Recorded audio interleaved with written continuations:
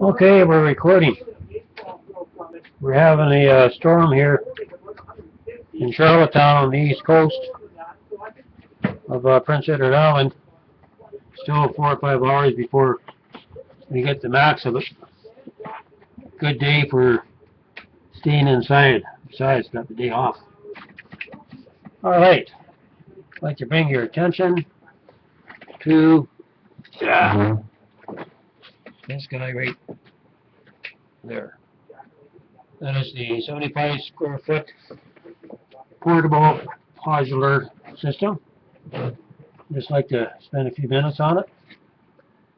And once you've worked out your bugs on your trailer assembly, your trailer assembly, you'll be able to outfit it with different things because your voids are created by the fabrication. You'll be able to put water, septic,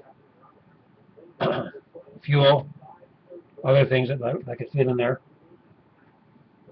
Different things, maybe small portable power generators.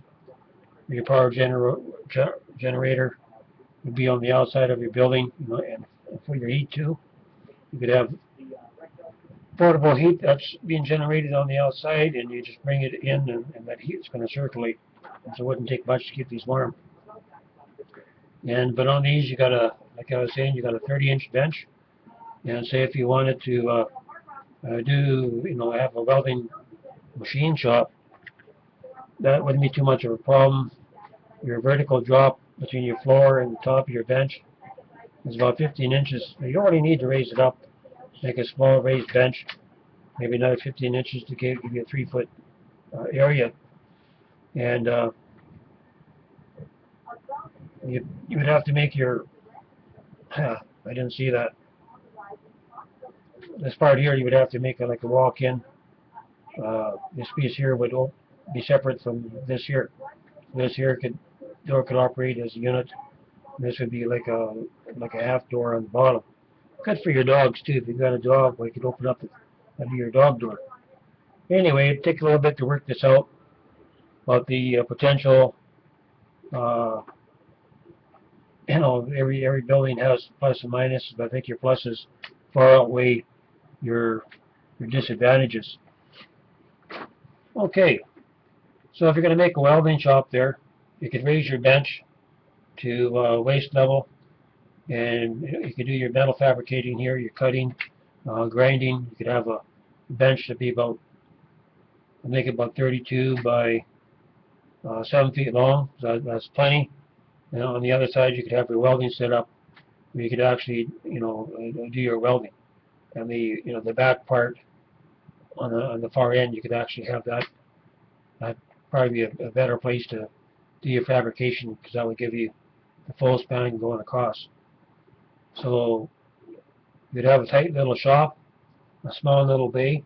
You could use it for a machine shop. You could have a steel lathe on one side, and you could have a wood lathe on the other side for making furniture. You could use it for a bakery. On one side you could have a small flour mill.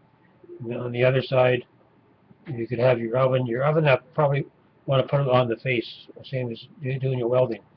Have 2 prep tables here, one for your grinding, one for making your bread, and the far end would be reserved for your where you do your baking. You can even make your ovens. You make bread, you can do pizza, why not? The main thing is being able to make these and have them know in the spirit where the Lord would want you guys to have this set up, knowing that people are going to be coming, that's going to be in need of a place to stay and food to eat for long term.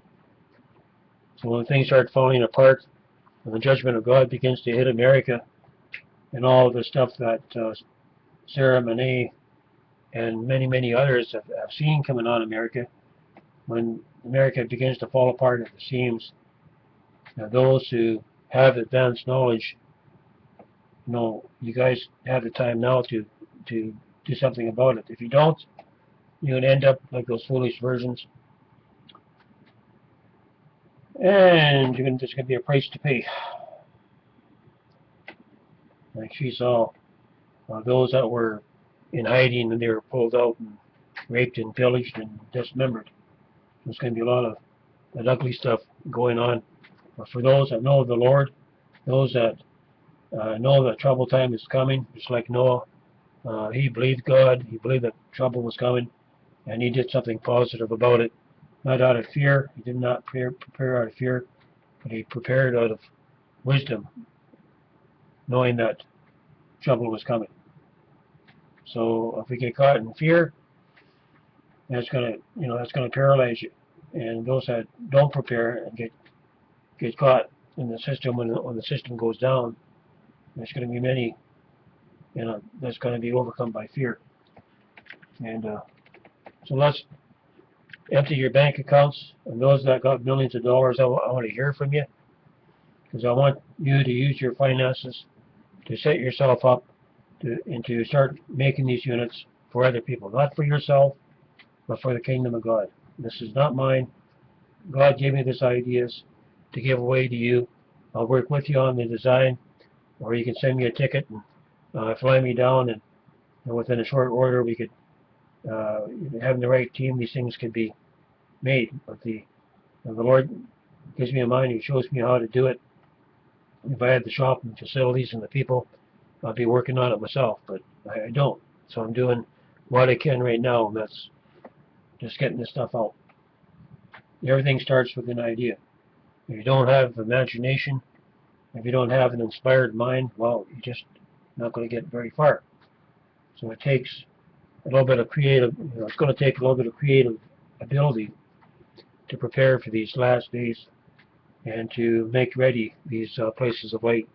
There will be hundreds and thousands of people, just like the stand, and the guy that made the stand there, Stephen, what's his name? It's going to be like those days, right? So people are going to be heading out into the wilderness knowing that there's a place, safe place somewhere out there. As far as shops and all that, your larger shops, 75 square foot model, that'd be more conducive for that, because you only have 8'6" from side to side. So your inside would be,